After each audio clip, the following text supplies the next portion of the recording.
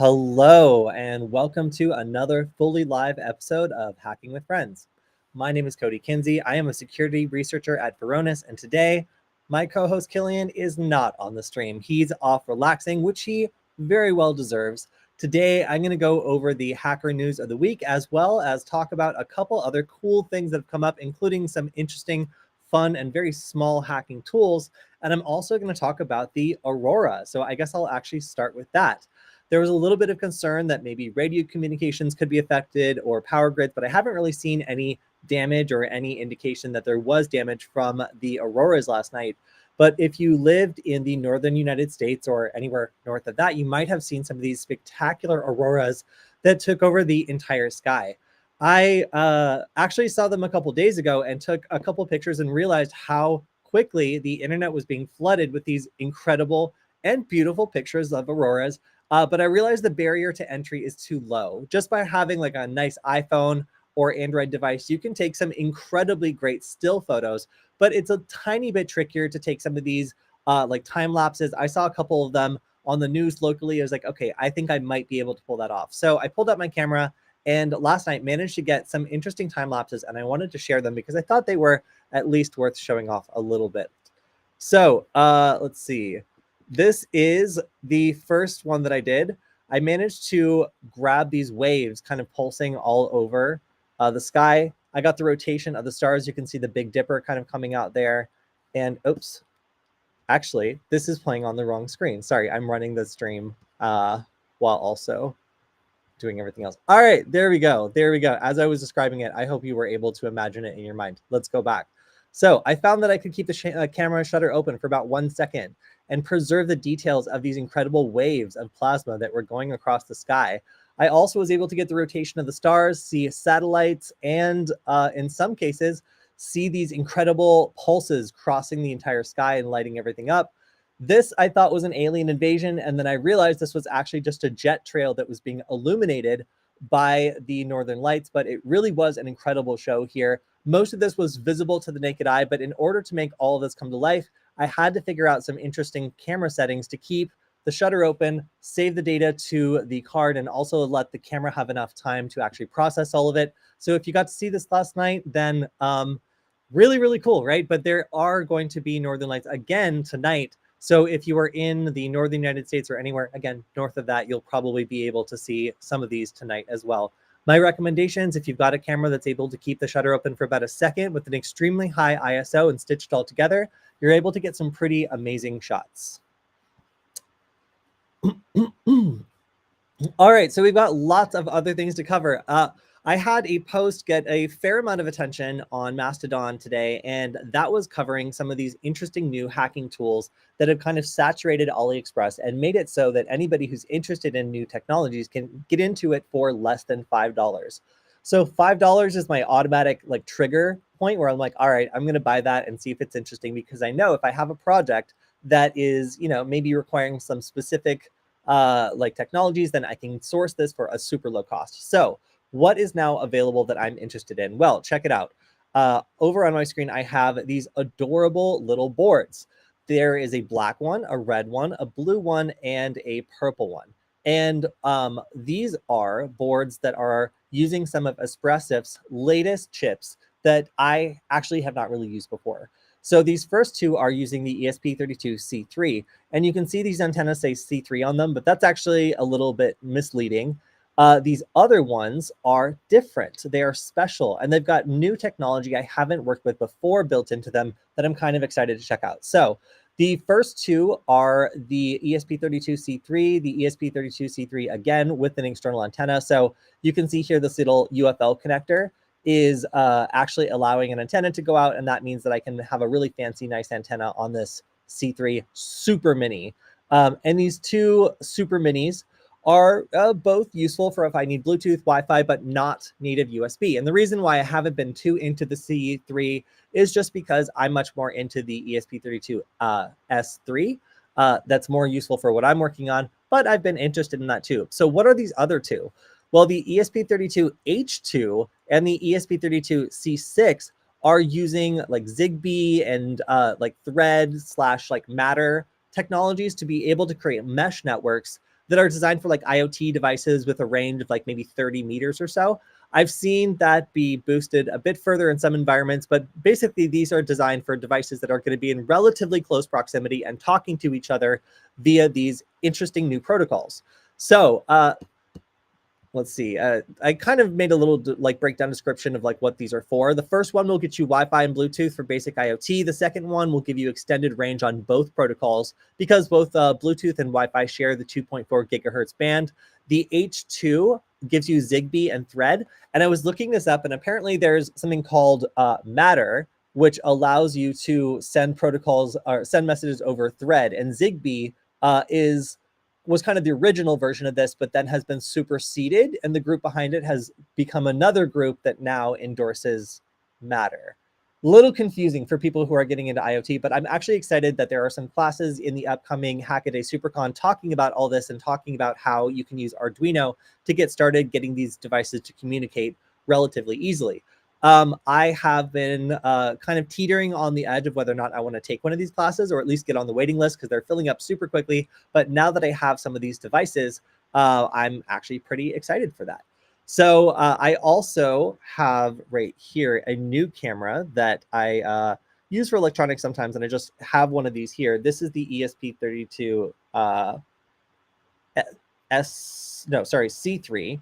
And you can see, I can get all the way down and see the very craftsmanship of the board, including this very cool antenna. So this antenna is a 2.4 gigahertz antenna. It's the red one that you saw on the photo, but you can see all the details here.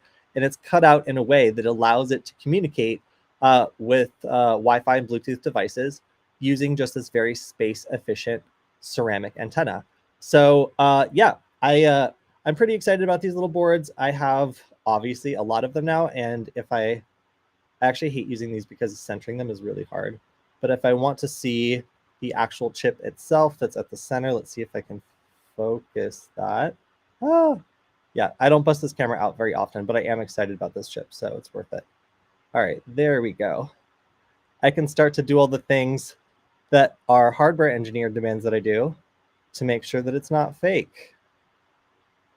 Like check to see the numbers on the chip and make sure the manufacturing date looks good and all that. So anyway, you can see that these have started to flood the market. They've got these cheap little Bluetooth and Wi-Fi capable chips on them. They also feature these tiny, tiny, tiny antennas that make it so that they can shrink this footprint down into what's being called a super mini.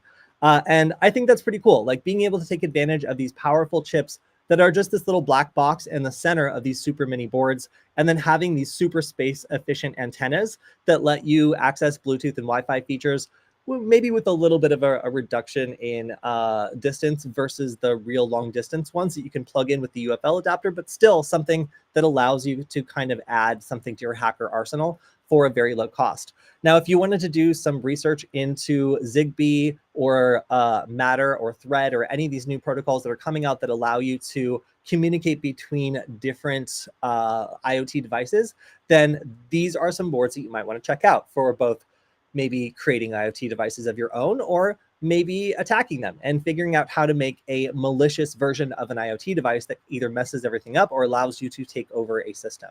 So I'm pretty excited about these. Again, my expectations are for $5, they'll do something, anything that I find interesting. So that's a pretty low bar. If you're interested, I will probably do a cutout on this video and drop the links if you want to pick one up yourself. But these are the Super Mini series, and I haven't really seen these before. I know that I have worked with some other like nano and like very small style boards, but the Super Mini were a relative unknown to me. So I'll let you guys know how exactly these work. So far, none of them have set my house on fire. So that is as much of an endorsement as I'm willing to give at this time. All right, so we've got a lot of news this week, but I also wanted to talk a bit more about cloud security. And we did a lab last week, and I wanted to do another lab this week too. So I have talked some smack about Burp Suite in the past, just because mostly they won't give me a free license, and it makes it very annoying for me to do these demos sometimes because I'm using the community edition. But I feel like if you guys are going to be trying this for the first time, you're probably going to be using the community edition too. And as a result, I want to make sure that we can do this in a way that you can follow along with for free. So I found a couple labs related to cloud security that actually have some precedent and things that have actually happened. And I wanted to show one of them off, and you can follow along if you want to using the Burp Suite Community Edition. And I'm sure that we'll do a cutout of this one as well. So what we're going to do is we are going to take Burp Suite Community Edition, and we are actually going to get a computer or a service that is only accessible via the local network. And we're going to reach inside that local network and access something that we shouldn't be able to. So Portswigger has a number of free labs, and this is going to be the basic server-side request forgery against a local server. And I had to think about this for a while before I understood exactly what it was asking me to do here. So it gives me this website, I think right here, and this is a store where there's a vulnerable functionality in the store, and it actually allows me to take control of a totally different system on the other side here. So we have this web application that I'm interacting with, and when I click on the check stock button, it's actually sending a request back to the server that's going to be processed. And if you were to do something, malicious here, you could actually take over the system that it is attempting to connect to in order to get a response back about stock here. So that all sounds a little confusing. I got a little jumbled up when I was first thinking about this. So I drew an incredibly sophisticated illustration to show exactly what's going on. Prepare yourselves, because I drew this myself on a tablet. Oh, and it's in the wrong space. Okay, so we've got a cloud in the middle, right? Like we're accessing the cloud. This is cloud security basics. So we have our, slightly lumpy computer that we're making a request on. We're interacting with this website, but behind the website is a web application. Now, this web application is going to actually connect to a different service, an internal system, in order to get a response. So it's basically got an API that is hitting an internal system, and this internal system is basically not accessible to the public. So I, as this lumpy laptop out here, don't have any route to get to this internal system. So exactly how could I get to this internal system if I'm a hacker using my lumpy laptop and I'm trying to get over here? Well, this is going to be my path of attack. Of course, it opened the wrong. Okay, there we go. So I'm going to use my lumpy hacker laptop to send a request. And that request is going to go to the web application and be forwarded to the internal system. Now, if I were to do something that only this web application is allowed to do with that redirect, then I could actually probe around and see what this web application can see. So that can allow me to start drawing in information and start basically scraping the internal system using the API call from this web app. So we're going to use Burp Suite to actually do that. And I'm going to walk you through how to do this relatively simple lab that shows why this kind of security is not that hard to start looking for when you're beginning to do cloud security like red teaming. So another thing that I wanted to point out is this is actually real. Oops. We're done with that. All right, so this is actually real. So there have been a number of things that have been fallout of the sort of attacks that you might have seen in the news. There was a very famous Capital One data breach in 2019 in which somebody used this exact style of attack to rummage around, gain access to an Amazon metadata service that had all the keys to other services that eventually allowed the hackers to access all sorts of data. So this is something that's really important to learn about. If somebody were to have an Amazon service that has broad permissions, that is accepting something that is vulnerable to this from a web application, then you might have a hacker who's able to gain access to things that only that service is supposed to see. So we're going to go into Burp Suite Community Edition. And Burp Suite, like I said, it's a little bit expensive for hobbyists, but I think that most of the time, if you're not doing a brute force attack, this is a great tool. And here we're going to, in our Burp Suite Community Edition, in this case, open a browser. I've already got mine open just because it requires me to log in, and I found it to be annoying. But what I'm going to do is open this controlled browser. And what's cool about this also is this controlled browser, if I click on intercept here, anytime a web request goes out from this controlled browser, I will need to okay it, and I can potentially modify it. So here I can click on check stock, and that web request immediately comes in, and I can see here that I'm able to intercept that and modify it if I want to. So At this point, I've opened up Burp Suite. I have opened the web browser. I have navigated to the lab here. And then within the lab, I have clicked on the stock check button. Nothing extraordinarily complicated. Now, if I want to learn more about this, and by the way, I hope everyone appreciates that I have found out how to make the font really big on this. So if you're doing this on a mobile phone, then it was all for you. All right, so now we can see that there is a flag here, which is the stock API, and this is really what we're interested in. I can see that it's decoded automatically here from URL, and we can see that this is hitting a port 8080. Now, in terms of like networking and stuff, that generally means this is hitting like a service on its own internal network. And that means if we want to start seeing if we can inject things into that, this is the exact place that we would want to start doing it. So we've identified that this is an interesting packet. We want to move it over from the proxy over on to the repeater. And we're going to start sending this request over and over again in order to see if we can rummage around on the internal network and find out enough to achieve the objective here. Now, the objective of this lab is actually to delete a user. And we're going to do that because, in theory, this web application has access to an administrator panel on the other side. And that admin panel should allow us to delete our target's account. So I'm going to, let's see, send to the repeater. I'll see it pulse with power. There we go. And then we're in the repeater. And I'm going to select this whole variable here.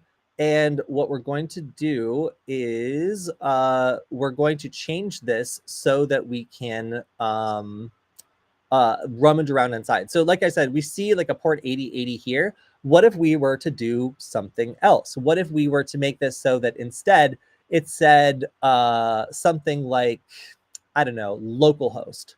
Now, localhost would basically be like any service that is running in the default IP space, like, or anything that's running on your local network as a web application. And what we want to do there is see if we can access on the local network anything that's running kind of in that default space.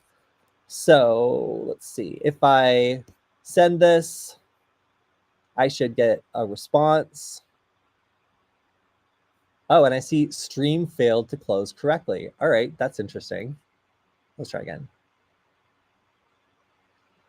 Oh, okay. All right, that's interesting. So always love to, oh wait, am I allowing, I'm going to turn off intercept. Let's see if we can do that. Interesting. Okay. So I'm going to just try this one more time. Always love to do live demos.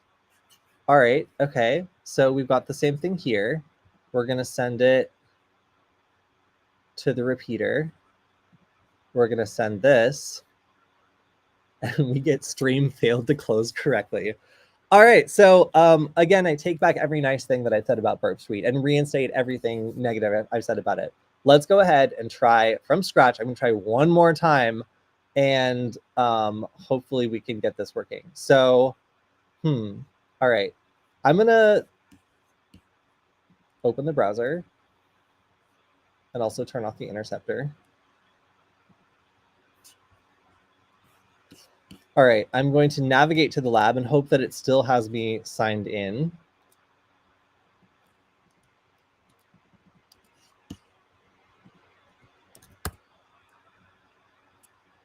Okay, we're going to access the lab.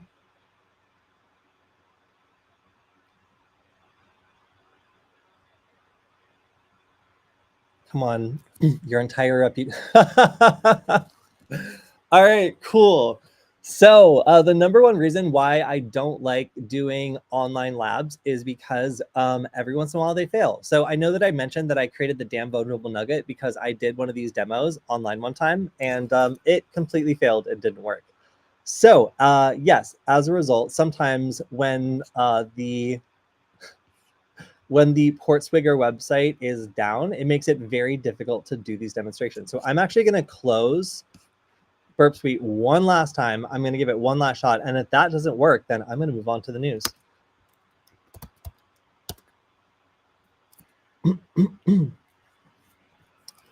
All right, so per usual, starting from the top, we've got Burp Suite. Love to see it. I definitely am not regretting my decision to not be using Zap instead to solve this lab. All right, it opens. Again, on the wrong screen, already getting off on a bad foot.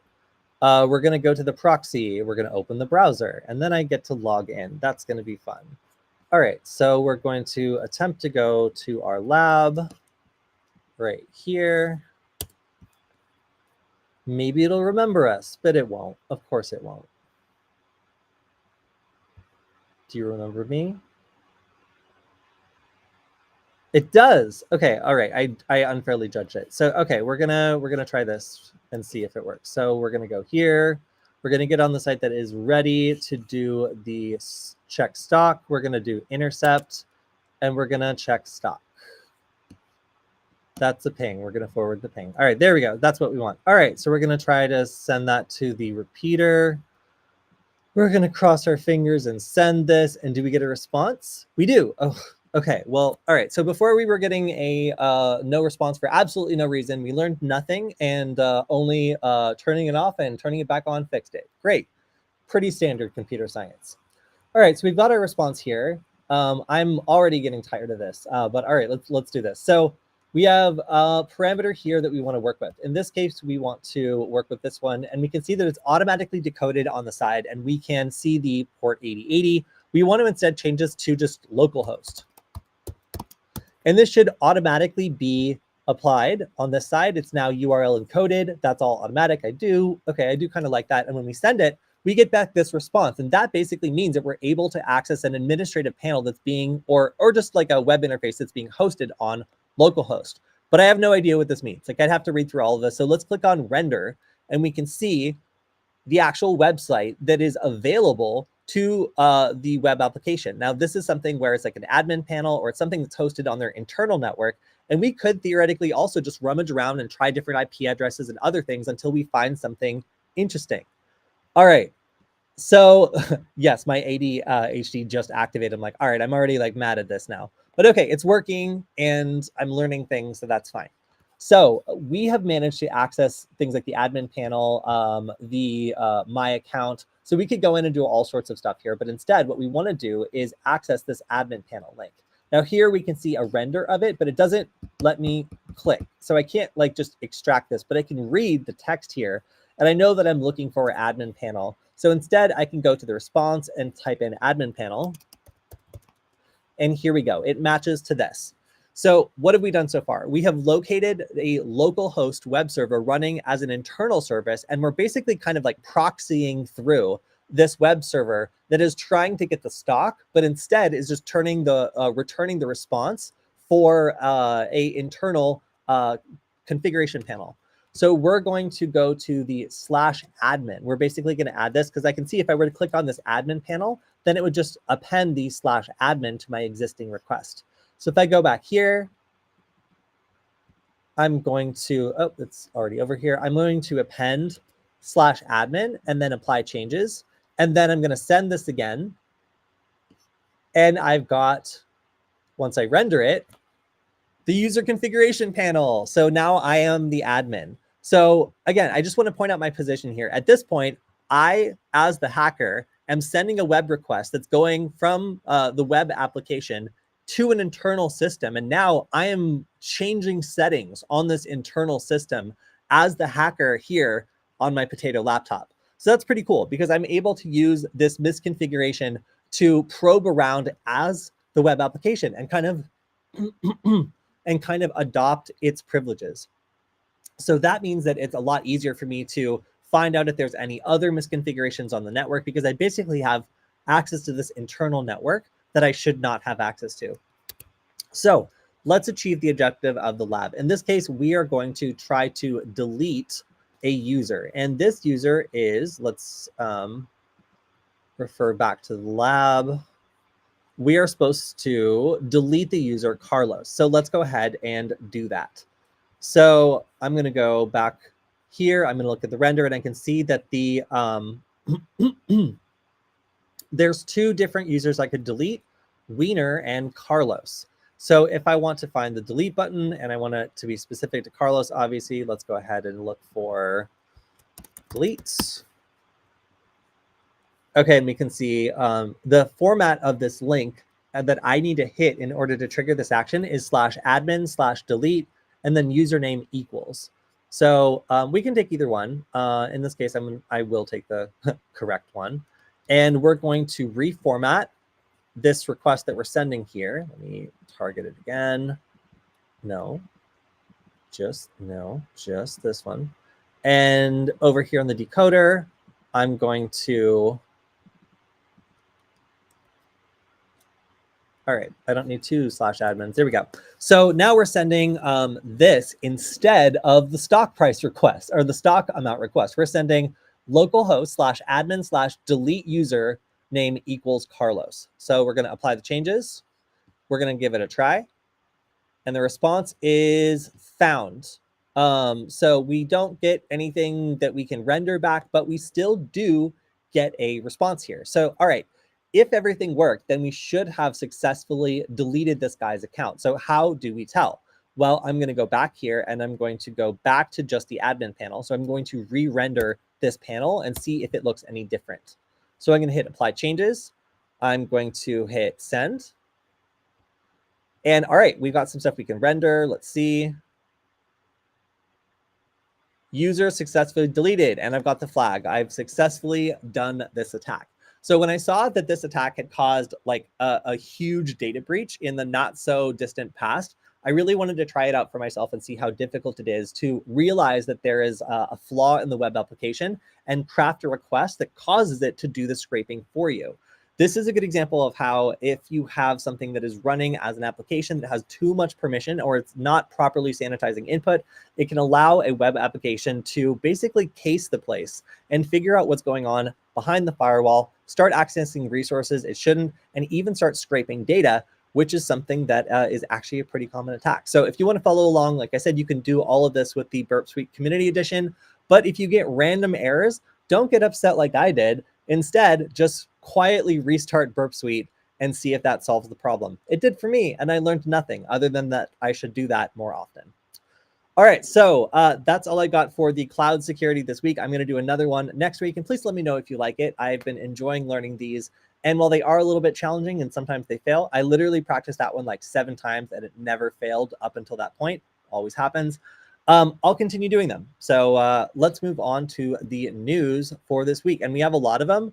A lot of news this week, and a lot of it is very controversial. So I'm going to start with the most controversial and probably most hated attack this year. Hackers are reacting to the Internet Archive being attacked. This is a data breach impacting 31 million users. And also it seems like there's like kind of 2 separate attacks going on here. One of them is a denial of service attack, and the second one is a data breach. That is user information related to people that have accessed the Internet Archive. I think I probably am involved in that, which is great. So this is an actual string of breached user data. It was kind of cool that some of the users here were willing to provide the actual specific information that was breached. So if you want to see what this breach actually looked like, this is one of the user records, and it was confirmed by the person involved in the breach that this data is accurate. So you can see that the bcrypt hash password is exposed here, and it is the same one that is stored in the password manager this person has. So that is not necessarily great. It's obviously good that it is not stored in plain text, but whenever password information is stored there, that's something where you really need to examine whether or not you need to change other passwords too. So you'll find this information on Have I Been Pwned in the near future. And the way that this was originally announced was the hacker, I believe, put up a banner that said, see y'all on Have I Been Pwned. Oh, yes, here it is. So if you try to access web.archive.org, you would see, have you ever felt like the Internet Archive runs on sticks and is constantly on the verge of suffering a catastrophic security breach? It just happened. See 31 million of you on Have I Been Pwned. Just help them. They're like a nonprofit. Just help them. But anyway, nobody likes this. Obviously, it is not very popular to attack like a public service. This would be like taking down Wikipedia. Everybody who wants to know something is just going to hate you. So yeah, it is not seen as a popular move, and nobody has claimed responsibility so far. But yeah, this is something that a lot of people have been alarmed about because this is a precious resource for preserving internet history. So seeing them be attacked is certainly something where, like, they're not like a wealthy group. It's not something where they have a ton of resources to throw at this. So we're all hoping for a swift recovery for the Internet Archive. All right. Next up, this is weird. This is weird. I want to show you this kind of strange demo. I'm not sure if the audio is really going to come through on this, but basically, no.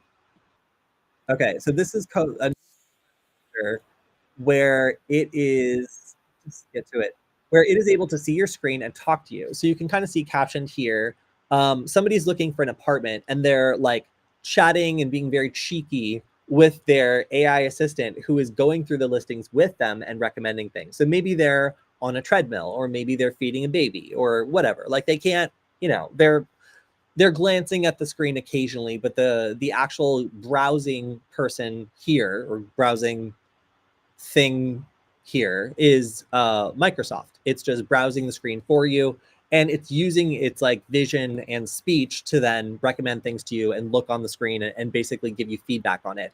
It's an interesting loop, and it's something that they are announcing is something you can actually try out in Edge Canary.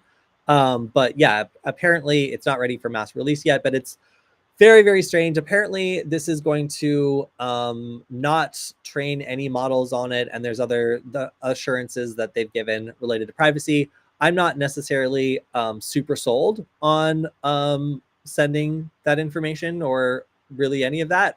But it is kind of interesting to see the argument here for AI is that if it's able to see your screen, theoretically, you're able to do all this other stuff while it is doing the visual analysis, taking into account suggestions you have, and maybe doing like a specific thing. What I don't understand fully is whether or not it can like control your screen, like it can like take over and like do things for you, like click on things, open them, like advance things based on your requests. I'm curious, but perhaps unwilling to send Microsoft all my data. So if anybody has checked it out or is interested in checking it out, please let me know. In one way, I think that having an AI agent like controlling a computer for you while you're like in a bubble bath is like kind of like the future of technology. But on the other hand, if you still have to interact with it, and if it's sending all that information to Microsoft, you might forget to turn it off, and you might also have things that maybe it's doing on the back end with that data that you're not aware of. They say they're not training anything on the model, but data retention on that needs to be extremely strict, or just relegated to on device. Although I think that would probably make your computer very, very hot. All right. Next up, we have some interesting spy stuff. So we have some high severity 0-day vulnerabilities being exploited in Qualcomm devices that have now been patched. These are impacting dozens of chipset, and anytime Google's Project Zero and Amnesty International Security Lab gets involved, I'm like, oh, a nation state has either developed or paid a cyber mercenary some sort of thing targeting, anybody that they don't like, basically. So Project Zero frequently tracks these vulnerabilities that are chained together in order to do various bad things. And in this case, it looks like mobile devices were probably the targets here, or maybe some sort of chain of devices that are just designed for being laptops instead. So anytime we see patches coming out to address this type of severity, again, I generally think of like cyber mercenaries. And what's interesting here is the WLAN resource manager is what was targeted. Now, they say that local attackers could have exploited this. And what I think, and this is just having read this, is that if you were able to send targeted WLAN packets or like Wi-Fi packets, you might have been able to trigger this vulnerability without user interaction. So that's why this is kind of a spicy one. And when it comes to the kinds of vulnerabilities that would allow a sophisticated attacker to gain control of a specific phone or like a group of people's phones, this is the kind of thing where it would absolutely be able to do that. So pretty severe vulnerability, and the level at which this is being reported makes me think it was actively exploited by some of the high-end nation state or cyber mercenary groups. Next up, we have 18. This one sucks. So AT&T and Verizon have infrastructure in place to comply with legal wiretapping requests. The US government loves to make these requests and has mandated that, certain equipment be installed in order to facilitate these requests. So what do you think would happen if a Chinese hacking group called Salt Typhoon was able to gain access to the wiretapping machines? Well, they would have the power and ability that the US government has to request information on specific individuals that they're interested in, or to intercept basically arbitrary data wherever they want. So it looks as though this Chinese hacking group was able to gain access to these wiretapping devices and start potentially capturing sensitive traffic. So, over while we were worried about like DJI drones and trying to ban those, apparently the Chinese hackers had already gained access to our wiretapping systems, which were a super good idea to install. So apparently these have been active since at least 2019 and has been considered a sophisticated hacking group for a while, focusing on government entities and telecommunications. So it kind of all comes together that the government arm that is dealing with telecommunications would be the target here, and trying to figure out how they could infiltrate these specific devices that allow you to access all this sensitive and interesting data. So the threat actor apparently attacked hotels, engineering companies, law firms, and a number of countries, and they were able to exploit existing vulnerabilities such as the proxy logon vulnerability in Microsoft Exchange server. So this is something that's been happening for a while in terms of just these entities attempting to get into communications and find interesting data, or set up ways of exfiltrating data that they're interested in rummaging through. And I guess I'm not really surprised to see this once you install a very high value target like a wiretapping device. Then it's certainly going to be something that a lot of people are interested in hacking, perhaps. So these companies are also extremely tight-lipped about the response here. None of the companies have made public statements, which makes it seem that perhaps it is a matter of national security. Not really sure there. But either way, not a lot of information on this case aside from what we saw reported on Bleeping Computer and also one other agency. Oh, Wall Street Journal. There we go. All right. So I love me some 8K forums. These are the forums that are required to identify when a publicly traded business has been breached. They are now a relatively recent thing, and they allow us to find out when crazy stuff happens. So the largest publicly traded water company in the United States apparently had a pretty significant data breach. And you can see all the details are here. It's actually a bit more verbose than like the average data breach notification. So that is interesting to kind of go through. But what happened here was basically another Chinese group was able to infiltrate and the water company was forced to shut down after a cyber attack. So this was a company with 6,500 employees, provides water and wastewater to also 18 military installations, as well as 14 million people. It is a pretty crazy escalation of some of the targeting that's been done by other nation states, including the Russian government, against these sorts of critical facilities. And these are the kinds of things that most ransomware hackers are kind of afraid to go after. It's something that oh yeah, sorry, wait. I think that it's still unknown like who did this one. A Chinese backed group infiltrated a different drinking water system. But yeah, it's not like the Chinese government is like claiming responsibility for attacking a water facility that's also supplying water to like the military. But these sorts of attacks have been ongoing, especially with the conflict causing Iranian hackers to turn towards critical facilities in the United States, looking to potentially do damage. Any sorts of cracks or leaks, or not literal leaks, but you know what I mean, like ability to get into systems here is going to generate interest among nation states. So we're probably going to see more stories like this, but this is definitely one of the most substantial. In this case, it does not look like any sort of water delivery has been impacted here, but it has made it so that people are not able to pay their bills. And so far, the company's just said that, nobody's going to penalize for paying their bills late when their payment system is down.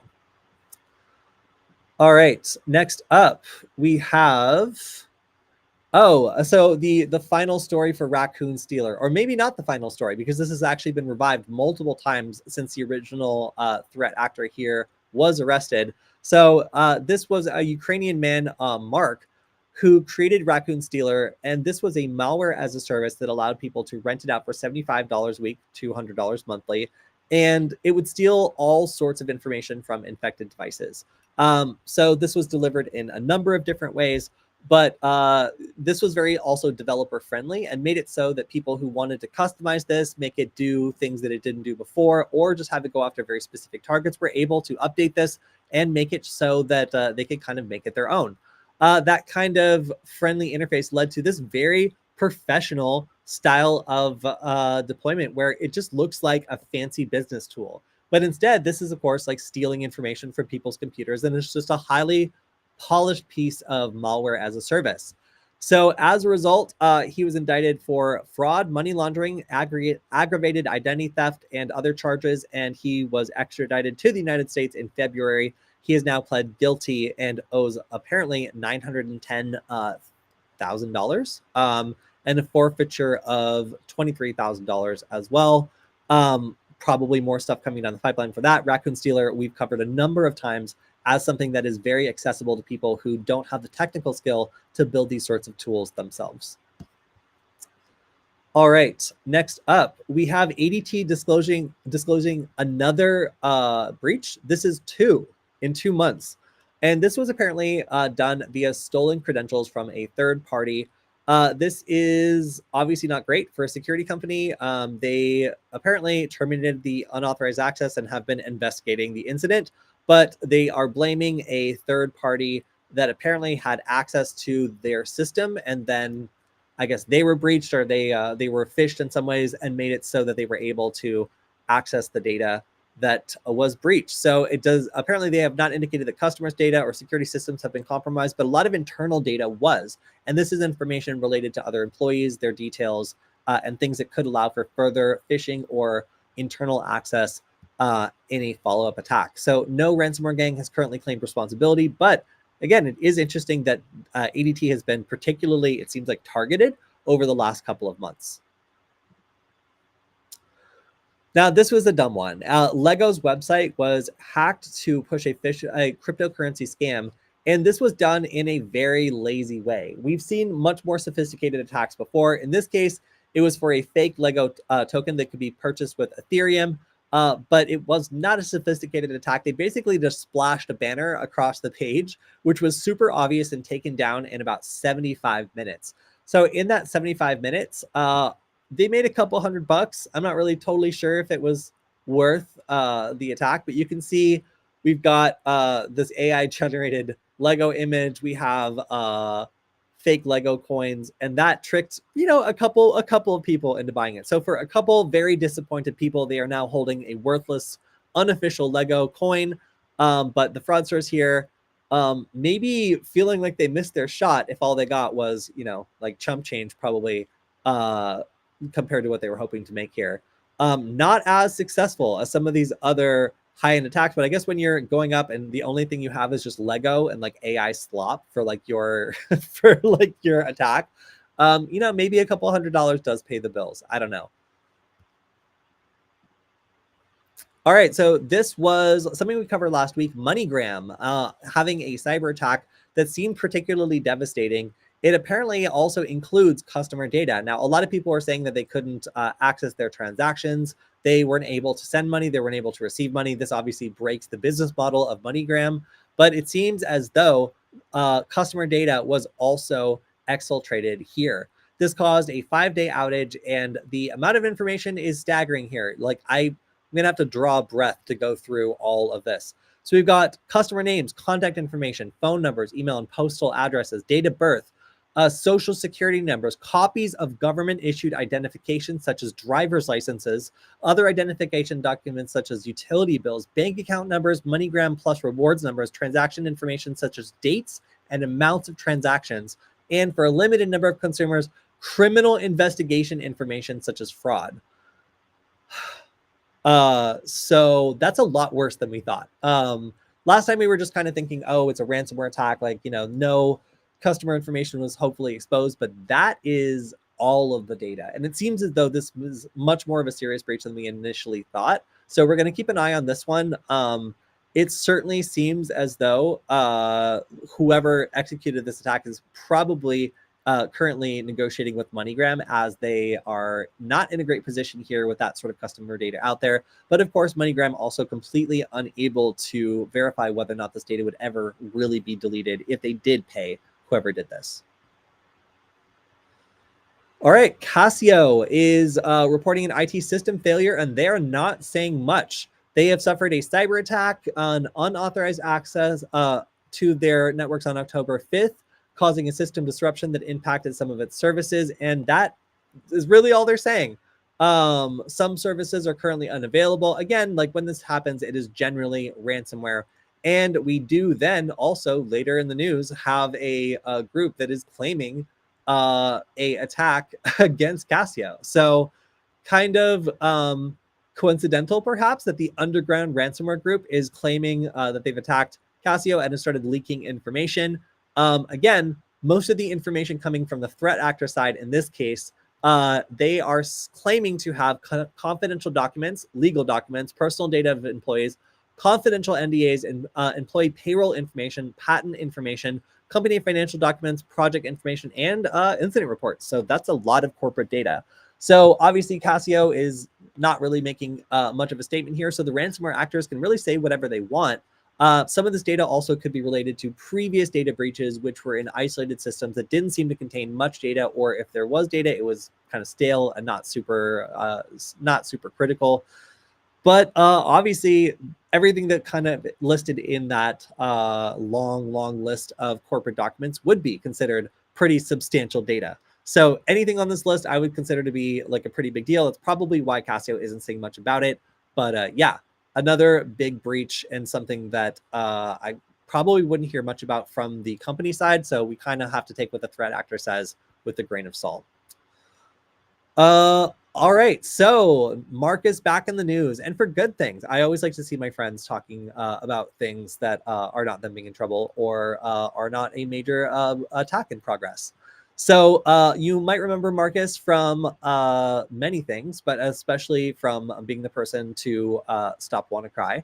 And in this case, he has created a scanner that allows you to determine whether or not a system is vulnerable to that really severe CUPS vulnerability that we were talking about a couple of weeks back. Now, this is the one that I thought might ruin my entire weekend, but instead it requires a couple specific conditions and user interaction in order to actually trigger or to be vulnerable for. So in this case, if we wanted to see if there's any vulnerable servers out there, then the Python script will send an set up itself as an HTTP server and send out requests to any machines that we think might be vulnerable. Any of them that call back are generally considered to be vulnerable. And this is a pretty straightforward way of making sure that any devices that we point the scanner at, if they're not vulnerable, will be a negative. And if they are vulnerable, will immediately alert us with more information about which version of CUPS they're running and maybe give us some clues on how we can remediate that. So this is the logical conclusion to kind of that proof of concept being released that is able to exploit this vulnerability. So if you want to make sure your system is safe, this is something that I highly recommend running. And of course, Bleeping Computer makes sure to say they have not tested the script and cannot warranty its effectiveness or safety. So use it as your own risk. Marcus could always, trick you at the last moment. Bleeping Computer reporting. All right, so next up we have more of an annoyance than anything else, but definitely disruptive for users in Russia and Turkey. Apparently, Discord was blocked for spreading, quote, illegal content. And this was done very suddenly without much of a formal announcement. There had been some legal action against Discord in Turkey. However, in Russia, it's a little bit of a mystery as to what was going on here. Obviously, for gamers, this is something that is pretty disruptive, but a lot of hackers also use Discord too for a number of things. So interesting to see that the entire service was just taken down abruptly without users really being alerted beforehand. Something that's probably disrupting a lot of botnets, if I had to guess, but probably also a lot of games. All right, so the Dutch police have arrested the admin of another dark web marketplace. This is the Bohemia /Canaba dark web marketplace. This is apparently $8 million worth of cryptocurrency to administrators. And the most notable thing here is that they did an exit scam. So of all the people that I feel like bad for, getting caught like doing various criminal activities, criminals who then turn around and screw over other criminals on scams, I think are like probably the ones I have like the least sympathy for. So in this case, there was apparently 2 developers who like exit scammed and took all the money that was held in escrow once this service spun itself up and had enough cryptocurrency in it to be lucrative. I guess at a certain point, they just decided it got too hot and decided to walk away from it all. They took all the money, but that is what allowed them to be identified. So a lot of people are apparently included in this list of people who are now arrested from the darknet marketplace that they've gone after. Obviously, these are suppliers and people who probably have been moving a lot of product on that marketplace. This was very active as well. There was a lot of transactions going on here. They apparently generated 12 million euro in revenue and facilitated 67,000 transactions every month. So yeah, the government got mad and is going after all these people. Again, not feeling tremendously sympathetic to the administrators who then proceeded to scam everybody using this marketplace and just took all the money and ran. But it is deeply ironic that taking all the money and running is what allowed the authorities to actually identify the people behind the marketplace. All right, we have an actively exploited Firefox zero-day vulnerability that is being used in attacks. So this is a browser vulnerability affecting the animation timelines area. And this is a use after free that allows an attacker to inject malicious code and then have it be run by the program. They do have reports of it being exploited in the wild. So this is an emergency update where if you use Firefox, this is definitely something you want to apply. Of everything that you would apply this week, this is probably the most critical, as Firefox has like a good amount of privileges and also is a common attack vector for anybody wanting to take over a wide number of systems. Now, if somebody had used this on the Lego takeover, then it might have been a much bigger deal. Of course, all you need to do here is to make sure you go to settings, help about Firefox, and do the update automatically. This is an emergency update. So if you just do this, then it will trigger the update. You don't need to otherwise do a full update in order to apply it. But anytime there's something that Firefox decides is an emergency, pushes out like this, it's definitely worth mentioning, as it means it's probably being used in scaled up attacks. All right, so we already talked about Casio. I think we've only got one story left. We've made it through. Oh no, we've got 2. All right, so next we have Marriott paying a massive fine over data that was collected improperly, stored improperly, and probably should not have even been stored in the first place. $52 million, and this is after Marriott International bought Starwood Hotels, which apparently was storing a massive amount of customer information in ways that was super easy to exploit, not properly protected, and was really quite bad. So whenever the FTC gets involved and issues a huge fine like this, it generally means that the storage was pretty appalling. Now, we've heard about how some other hotels have like stored credit card information and other things improperly in ways where like the kiosks are being logged, or there's all sorts of other like funny things going on.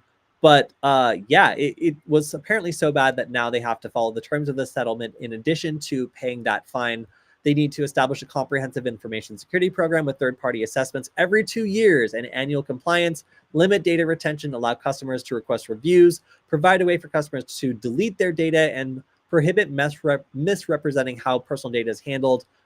Because again, they were just taking this data and doing basically whatever they wanted with it.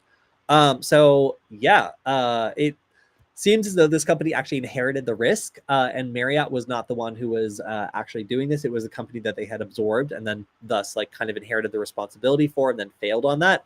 So if you are a seedy hotel that's storing all the information of your guests and then you sell your property, you might end up just passing on, I guess, that headache to whatever big corporation buys it.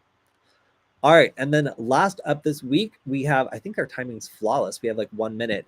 We have a VPN operator being arrested in Ukraine. This was an operator who was providing access to Runet, the Russian internet. And that's not currently allowed for a variety of reasons, such as the war in Ukraine.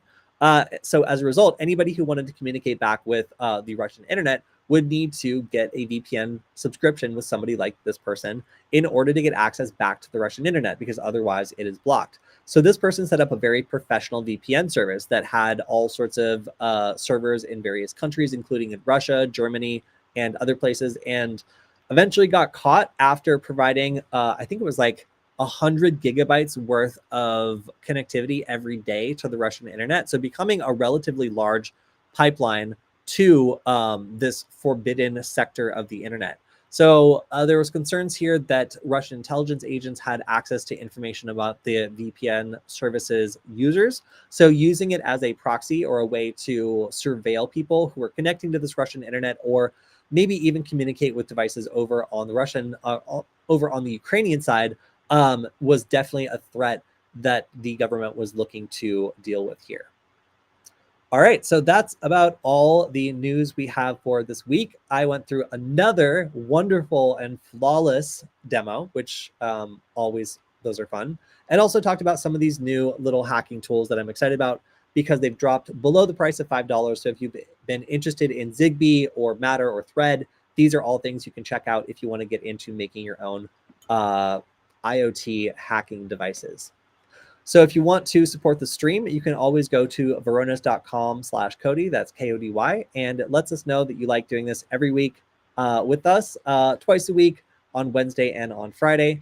And Killian's gone this week, but hopefully we'll have him back on Friday. And of course, we'll go over any of your questions that I missed on the Wednesday stream. All right, everyone, thank you for hanging out. Always fun to go through this week's news, and stay tuned for some more cutouts covering cloud security and also the news of the week. We will see you next time, and have a good weekend, everyone. Bye.